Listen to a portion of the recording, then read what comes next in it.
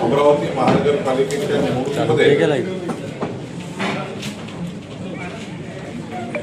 अमरावतीच्या नागरिकांनी मतदारांनी भारतीय जनता पक्षाच्या सर्व उमेदवारांना मतदान करावं आणि अमरावतीमध्ये भारतीय जनता पक्षाचा महापौर निवडून आणण्याकरता आमच्या पक्षाच्या पाठीशी राहावं अशी विनंती करण्याकरता आम्ही या पत्रकार परिषदेला आलो आहे।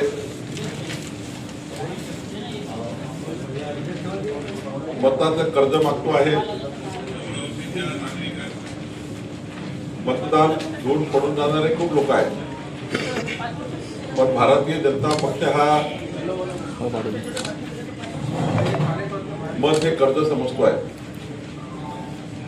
आणि 5 वर्ष अमरावतीच्या जनतेच्या आशा अपेक्षा, अमरावतीच्या जनतेच्या सुरक्षितता राखण्याचा निर्णय आम्ही करणार आहोत। अमरावती महानगरपालिकेतील जनता ही विकसित अमरावतीचा विचार करते आहे। माननीय देवेंद्र फडणवीसजींनी विकसित महाराष्ट्राचा संकल्प करताना 2029चा महाराष्ट्र, 2035चा महाराष्ट्र, 2047चा महाराष्ट्र याचं विजन तयार केलं आहे आणि टप्प्याटप्प्याने 2047 हा महाराष्ट्राकरता देशातलं सर्वोत्तम राज्य पुढे करण्याकरता देवेंद्रजी काम करत आहे आणि यासोबतच विकसित अमरावती करण्याचा संकल्प देवेंद्रजींनी केला आहे। 2047ला अमरावतीमध्ये जी जनसंख्या असेल त्या जनसंख्येच्या आधारावर अमरावतीमध्ये आणखी पैसे देण्याची तरतूद करता येईल आणि म्हणून लाडक्या बहिणी माझ्या आहेत, या लाडक्या बहिणींनी विधानसभेत चमत्कार दाखवलेला। मी मुख्यमंत्री असताना माझी लाडकी बहिणी योजना आम्ही सुरू केली। का सुरू केली? या तुमच्या भावाने देखील गरिबी पाहिली आहे। एका शेतकऱ्याच्या कुटुंबात माझा जन्म झाला, माझ्या आईची तगमग पाहिली आहे, माझ्या आईची काटकसर पाहिली आहे, माझ्या पत्नीची पण काटकसर पाहिली, महिना कसा चालवायचा हे त्यांच्या समोर असलेला प्रश्न पाहिला आणि मुख्यमंत्री झाल्यानंतर मी ठरवलं की माझ्या लाडक्या बहिणींना, मातांना सरकारच्या माध्यमातून काही ना काही अशी योजना करायची आणि त्यातूनच माझी लाडकी बहीण योजना हिचा जन्म झाला आणि ती योजना सुरू झाली। आणि म्हणून काही लोक योजना बंद पाडा कोर्टात गेले, खोडा घातला, त्याच्यामध्ये आडवे पडले, पण खोडा घालणाऱ्यांना माझ्या लाडक्या बहिणीने चांगला जोडा दाखवला आणि घरी बसवून दिलं आणि थोडकी नाही तर 232 आमदार निवडून आले महायुतीचे आणि तुमच्या आपल्या बाळासाहेबांच्या विचारांच्या शिवसेनेचे कमी जागा लढवून आपण 60 आमदार निवडून आले, हे तुमच्या सगळ्यांच्या आशीर्वादाने। आणि म्हणून कुणी माईकाला आला तरी सुद्धा लाडकी बहीण योजना कधीही बंद होणार नाही, हा शब्द आहे तुमच्या भावाचा। जो बोलतो ते करतो, जे नाही बोलत ते पण करतो। कमी बोलतो, जास्ती काम करतो आणि म्हणून मी आपल्याला एवढं जय श्रीराम इकडं आहे। अयोध्यामध्ये राम मंदिर बाळासाहेबांचं स्वप्न साकार झालं, प्रधानमंत्र्यांनी केलं आणि म्हणून या ठिकाणी सर्व अंबा मातेचं दर्शन घेऊन आम्ही आलोय। आणि आपल्याला मी एवढं सांगतो, मी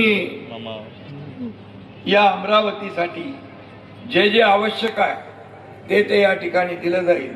गेल्या अनेक वर्षांची परिस्थिती आपण पाहिली, कुणाकडे महापालिका होती एवढ्या वर्षात? सगळ्या पक्षांचा अनुभव तुम्ही घेतलेला आहे। आता शिवसेनेचा अनुभव घ्या।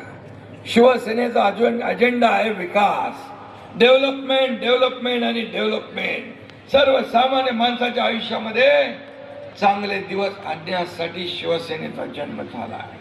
आणि म्हणून तुमच्या एकनाथ शिंदेने जेव्हा शिवसेना अडचणीत आणली, शिवसेना या ठिकाणी काँग्रेसच्या दावणीला बांधण्याचं पाप केलं, त्यावेळेस उठाव करणारा तुमचा भाऊ या महाराष्ट्राने देशाने पाहिला आणि या जगाने पाहिला. आणि म्हणून लोकांनी देखील स्वीकारला. म्हणून लोकसभेत देखील आपला स्ट्राईक रेट चांगला, विधानसभेत देखील आपला स्ट्राईक रेट चांगला, झालेल्या नगर परिषदेमध्ये देखील आपले 70 नगराध्यक्ष निवडून आले, कमी लढलो आणि जास्त निवडून आलो. आणि म्हणून सर्वसामान्य माणसाला मला काय मिळालं यापेक्षा सर्वसामान्य माणसाला आपण काय दिलं हे बघणारे आम्ही आहोत.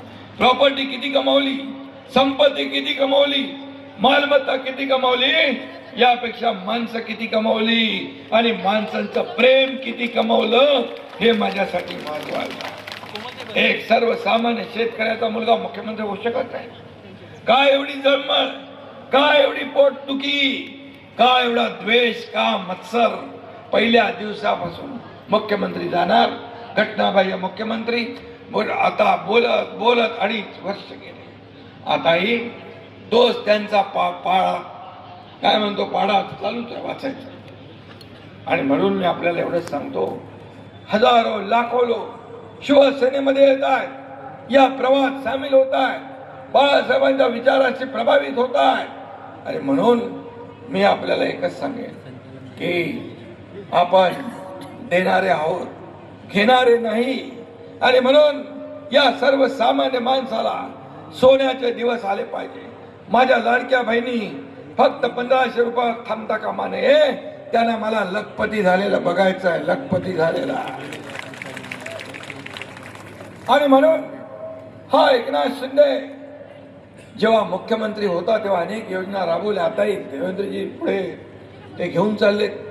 आमची टीम काम आपल्याला सांगतो, एकीकडे विकासाला चालना दिली, दुसरीकडे लोकाभिमुख कल्याणकारी योजना आम्ही केल्या. आणि म्हणूनच या महाराष्ट्राला आज आगळं वेगळं महत्व प्राप्त झालेलं आहे. आणि म्हणून मी आपल्याला एवढं सांगेन की विकास हाच आपला अजेंडा आहे, खुर्ची आपला अजेंडा नाही. ज्या लोकांनी आपल्याला खुर्चीत बसवलंय त्यांचे प्रश्न सोडवणं आपला अजेंडा आहे, त्यांच्या समस्या सोडवणं आपला अजेंडा आहे. आणि आता काही लोक एकत्र आले फक्त आपले अस्तित्व वाचवण्यासाठी, खुर्चीच्या मोहापायी एकत्र आले.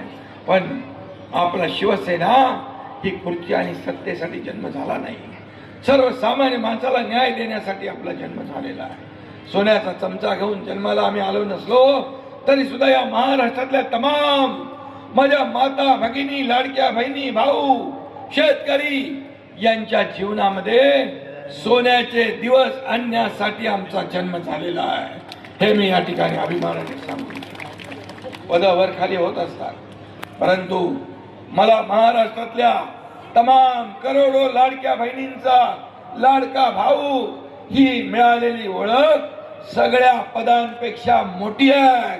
हा माझा अभिमान आहे, हा माझा स्वाभिमान आहे.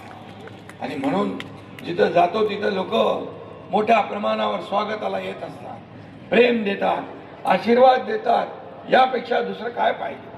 आणि म्हणून मी आपल्याला एवढंच सांगतो की या भागामध्ये जे जे काही केलं ज्या लोकांनी ते तुम्ही अनुभवलेलं आहे.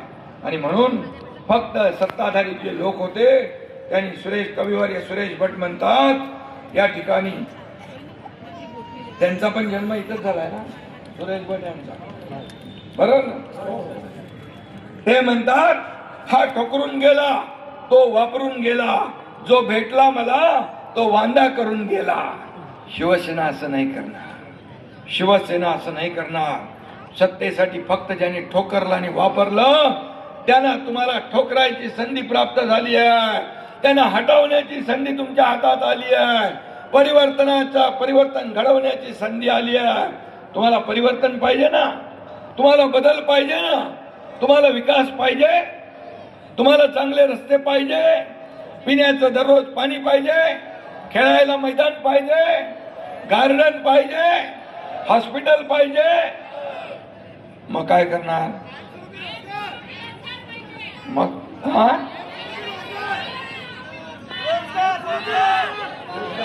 रोजगार पाहिजे, रोजगार देणारा पण हा तुमचा लाडका भाऊ एकनाथ शिंदेचा आहे.